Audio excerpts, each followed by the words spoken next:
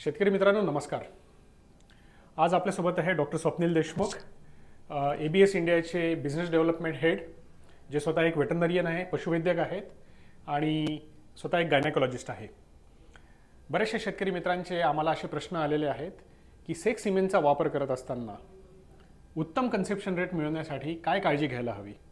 त्याबद्दल आज आपण डॉक्टर स्वप्नील देशमुख सरांकडून जाणून घेऊया की जर का आपण सेक्स सिमेन वापरत आहोत तर आपण कुठल्या महत्त्वाच्या मुद्द्यांवर आपण लक्ष द्यायला हवं, जेणेकरून आपल्याला एक सगळ्यात चांगला कन्सेप्शन रेट मिळेल व त्याच्यापासून येणारे जे रिझल्ट आहे आपल्याला लवकरात लवकर जी आपली कालवड तयार होणार आहे ती आपण दूध उत्पादनाकडे घेऊन जाऊ शकतो.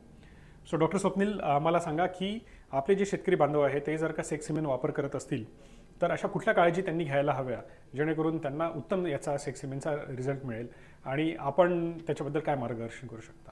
पहिले तर खूप खूप धन्यवाद डॉक्टर साहेब आणि नमस्कार शेतकरी मित्रांनो.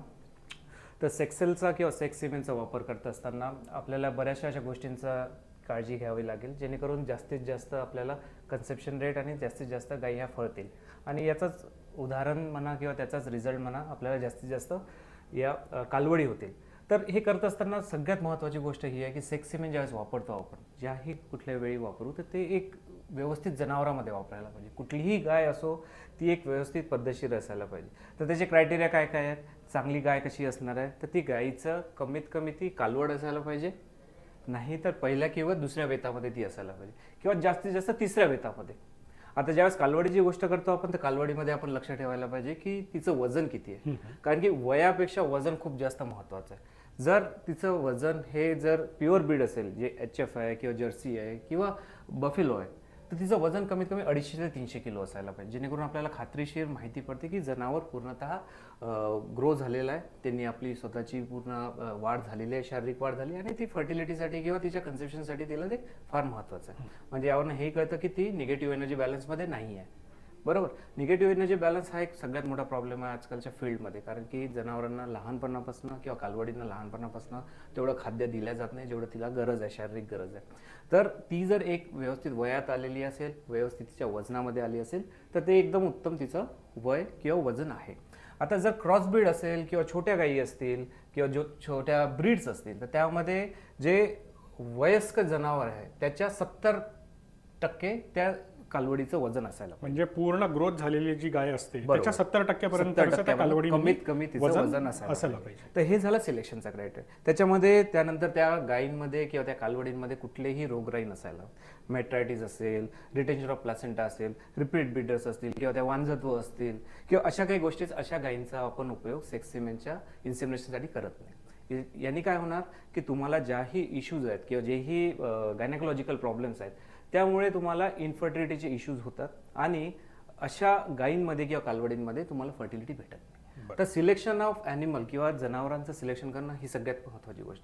आणि एकदा सिलेक्शन तुमचं प्रॉपर झालं, तुम्हाला माहिती आहे की ही गाय किंवा ही कालवड उत्तम आहे सेक्स सिमेनचा वापर करता ज्या वेळेला ती माजावर येते. जर कालवड असेल तर आपण सगळ्यांना सांगतो की कमीत कमी 2 माज त्यांनी सोडायला हवेत. बरोबर. एकदा त्यांना कळतं आपल्या शेतकरी बांधवांना की माज व्यवस्थित येत आहे, ते जवळजवळ 19 ते 22 दिवसाच्या मधात येऊन राहिले, ते चांगलं आहे. आपण 21 दिवस धरतो पण कुठल्या गायींमध्ये ते 18-19 दिवसापासून तुम्हाला 20-22 दिवसापर्यंत दिसतात. बरोबर. तर हे 2 माज गेले की तुम्हाला एकदा कन्फर्मेशन किंवा शाश्वती येते की गाय व्यवस्थित माजावर येऊन राहिली किंवा कालवड माजावर येते. तर तिसऱ्या माजाला आपण ती लावतो. हे झालं कालवडींचं. आणि गायींमध्ये जर असेल वेध झाला तर आपण 60 दिवसापर्यंत म्हणजे गाय व्याल्यानंतर 60 दिवसापर्यंत आपण त्याच्या सेक्स सिमेनचं इन्सेमिनेशन करू शकतो वेध म्हणजे झाल्यानंतर. आता ही तर झाली सिलेक्शन ऑफ ॲनिमल. पण आता इन्सेमिनेशन करत असताना काय काळजी घ्यायला हवी तिथे सगळ्यात महत्त्वाचं आहे. गाय व्यवस्थित माजावर आलेली आहे, गाय शारीरिकदृष्ट्या खूप आरोग्याने चांगली आहे, त्याच्यानंतर तिला कुठली रोगराई नाही आहे. आता तिचा माज आलेला आहे तर तो कसा ओळखायचा. तर सगळ्यात अगोदर आपल्याला हे माहिती करावं लागेल की माज ओळखायचा कसा. तर ती कुठल्या दुसऱ्या जनावरांवर उड्या मारते का, त्याच्यानंतर तिचा सोट कसा आहे, ती किती क्लिअर सोट देते त्यावर लक्षात येते. त्याच्यानंतर तिचं दुधाचं प्रमाण जर दुधामध्ये असेल तर दुधाचं प्रमाण कमी होऊन जातं. त्यानंतर ती हंबरते बरेचदा ती युरिनेशन करते म्हणजे ती लघवी करते. तर असे बरेचसे साईन जे आपल्याला ओळखावं लागेल आणि त्वरित आपल्याला या दरम्यान आपल्याला नजीकच्या AI टेक्निशियन असेल किंवा आपले पशुवैद्यक बांधव असतील किंवा जे कोणी जे AI करतात यांना आपल्याला कळवावं लागेल आणि व्यवस्थित माहिती द्यावं लागेल. आजकाल तर मी सगळ्यांना हे आवाहन करतो की तुम्हाला जे साईन दिसत आहेत तुमच्या जनावराचे आणि तुम्हाला माहिती असणारे जे पण AI टेक्निशियन आहे त्यांचा फोटो, जनावराचा फोटो किंवा एक व्हिडिओ काढून त्यांना पाठवा. ते सांगतील की हा माज व्यवस्थित आहे की हा माज नाही आहे, हिला अजून वेळ आहे यायला माझावर. कारण की आपण इस्ट्रसची ज्यावेळेस गोष्ट करतो, इस्ट्रस सायकल जी आहे, तर आपण हा विचार करतो की ती कुठल्या स्टेजमध्ये आहे, कारण की ते शोधणं किंवा ते माहिती करणं फार गरजेचं आहे. कन्फर्मेशन आपल्याला त्याच वेळेला होतं ज्या वेळेला आपण गायींमध्ये हात घालतो आणि गायीचं युटरस, गर्भपिशवी, तिची ओव्हरी तर नाही, पण या सगळ्या गोष्टी चेक केल्यानंतर आपल्याला कळतं. बरोबर, पण माजाचे लक्षणं लक्षात घेणं फार जास्त महत्त्वाचं. आता एकदा तुमचा माज लक्षात आला, तुमचे पशुवैद्यक आलेत किंवा AI टेक्निशियन आलेत, तर यापुढे या गोष्टींचं लक्ष देणं फार गरजेचं आहे की थॉईंग कसं होत आहे, कुठला बुल सिलेक्ट केला जातोय, त्याचं प्रॉपर थॉईंग होतंय की नाही. आता थॉईंगसाठी आम्ही नेहमी हेच सांगत असतो की स्ट्रॉचं थॉईंग हे 37 डिग्री पाण्यामध्ये 45 सेकंदाला व्हायला हवं, जेणेकरून जे पण स्ट्रॉमध्ये स्पर्म्स आहेत ज्यांचं आपण फ्रीजिंग केलं आहे त्यांचं व्यवस्थित ऍक्टिव्हेशन होतं. डॉक्टर साहेब हे सांगा की जेव्हा आपण म्हणतो की 37 डिग्री पाण्यामध्ये आपण त्याचं थॉईंग करायचं आहे, ह्या पाण्याचं तापमान कसं मोजायचं? तर पाण्याचं तापमान मोजण्यासाठी वेगवेगळ्या पद्धती आहेत. एक तर तुमच्याकडे थर्मामीटर असू शकतं, पण थर्मामीटरचे लिमिटेशन हे आहेत की थर्मामीटर ग्लासचा असेल तर तुटायची भीती राहते. जर तो इलेक्ट्रॉनिक असेल तर पाण्याने खराब व्हायची भीती राहते. तर आपण रेकमेंड करतोय लोकांना, प्रत्येकाला म्हणतोय की जेव्हाही आपण AI करायसाठी पाणी गरम करतो तर त्यासाठी एक थर्मोमीटर नावाची एक गोष्ट आहे.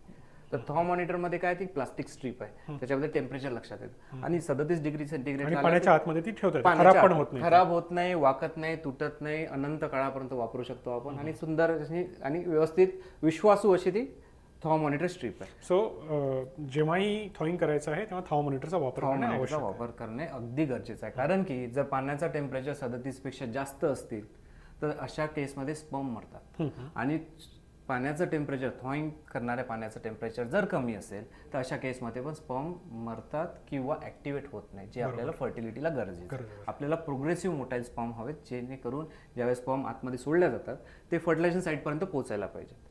तर हे थॉईंगचं महत्त्व आहे. त्यानंतर ज्या वेळेला आपण लिक्विड नायट्रोजनमधनं स्ट्रॉ काढली जातं ती त्वरित त्या पाण्यामध्ये 37 डिग्रीच्या पाण्यामध्ये घालून पूर्ण अशी बुडली पाहिजे. ती काही अर्धी बाहेर अर्धी अंदर अशी नसायला हवी, ती एका रेषेमध्ये असायला पाहिजे आणि पाण्यामध्ये पूर्ण डुबलेली असायला पाहिजे. कमीत कमी 45 सेकंद असायला हवी, जास्तीत जास्त 1 मिनिट, त्याच्यापेक्षा जास्त ती ठेवायला नको. एकदा थॉईंग झाली तिला पद्धतशीर पुसून घ्यायला पाहिजे, पाण्याचा अंश त्यावर नकोय आणि तिला पुसून व्यवस्थित 5 मिनिटाच्या आतमध्ये इन्सेमिनेशन होऊन जायला हवं, तर जेणेकरून जे पण स्पर्म रिकव्हरी होतील त्या स्पर्मचं व्यवस्थित फर्टिलिटीमध्ये कन्व्हर्शन होईल. आता AI करत असताना बरेचदा असं लक्षात येतं की जे AI करतात तर हा भाग त्यांच्याकडनं आहे, परंतु AI करत असताना आपण नेहमी सगळ्यांना आव्हान हे करतो की मिड सर्व्हिसमध्ये तुम्ही डिपॉझिट, साईट ऑफ डिपॉझिशन, कुठे सोडायचं ते मिड सर्व्हिसमध्ये सोडणं फार गरजेचं आहे. ते सर्व्हिसच्या बाहेर सुद्धा नाही करायला पाहिजे किंवा हॉर्नमध्ये सुद्धा नको करायला, ते अगदी बरोबर मिड सर्व्हिसमध्ये व्हायला हवं. तर यामुळे तुमचे फर्टिलिटीचे आणि कन्सेप्शन रेटचे चान्सेस खूप जास्त वाढतात. म्हणजे यामध्ये 2 भाग मी आता मुख्यत्वे करून जे आपण शेतकऱ्यांनी लक्ष ठेवायला पाहिजे. एक म्हणजे इन्सेमिनेशनच्या अगोदर, ज्याच्यामध्ये गाईचं सिलेक्शन किंवा कालवडीचं सिलेक्शन कुठल्या गाईचं आहे, वजनानुसार करायचं आहे, वयानुसार नाही करायचं आहे, तिचा आहार पोषण एकदम व्यवस्थित असायला पाहिजे, निगेटिव्ह एनर्जी बॅलन्समध्ये नको. आणि हे सगळं झाल्यानंतर जेव्हा तुम्ही व्यवस्थित गाय आयडेंटिफाय केली आहे तिचा माज आपल्याला ओळखता आला पाहिजे आणि इन्सेमिनेशनचा टायमिंग जो आहे तो आपण धीरधरीत करू शकलो पाहिजे. आणि हे झाल्यानंतर एक AI टेक्निशियन बांधव किंवा आपले जे वेटरनरियन जेव्हा त्यांच्याकडे जातात त्यावेळेस काही काळजी घ्यायची आहे, जसं थॉईंगमध्ये टेम्परेचर आहे की पाण्याचं टेम्परेचर कसं आहे, आणि जेव्हा इन्सेमिनेशन करतो आहे तर ते मिड सर्व्हिसमध्ये आपल्याला त्याला सोडायला पाहिजे. तर ह्या सगळ्या महत्त्वाच्या. आणि याच्या व्यतिरिक्त जी हायजीन म्हणजे जी स्वच्छता आहे ती स्वच्छता असायला पाहिजे, जेणेकरून जे पण इन्सेमिनेशन किंवा जे सिमेन आतमध्ये आपण सोडतो त्याने कुठलंही इन्फेक्शन किंवा कुठलीही बाधा व्हायला नको. स्वच्छता ठेवणे फार जास्त गरजेचं. बिलकुल, धन्यवाद. आपण या विषयावर आमच्यासोबत बोलल्याबद्दल. मला शाश्वती आहे की या विषयामुळे शेतकऱ्यांना सेक्स सिमेनचा वापर कसा करायचा आणि त्याच्यापासून अधिक फायदे कसे घ्यायचे याबद्दल माहिती मिळाली असेल. मी शेतकऱ्यांना विनंती करेल की तुम्हाला काही प्रश्न असल्यास आम्हाला आपले प्रश्न टाकावे. अशा पद्धतीने आम्ही एक छोटा व्हिडिओ तयार करून त्या प्रश्नाचं समाधान करण्याचा आम्ही प्रयत्न करू. धन्यवाद.